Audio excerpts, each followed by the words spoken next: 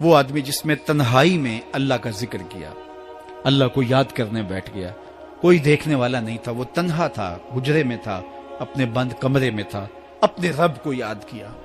اللہ کی یاد کرتے کرتے اس کی آنکھوں سے آنسو ٹپکنے لگے، اس کی آنکھیں آنسوؤں کا خراج دینے لگی۔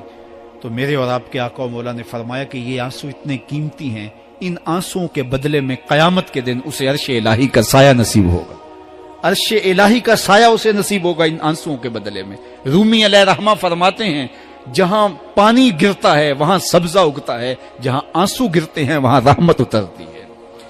تو اس لیے جو اللہ کی یاد میں رونے کا لطف ہے اور اللہ کی یاد میں آنسو بہانے کا اجر اور صلہ رکھا گیا ہے، یہ گناہوں کو دھو ڈالتا ہے، یہ اندر کی صفائی اور ستھرائی کا سبب اور ذریعہ ہے۔ میرے اور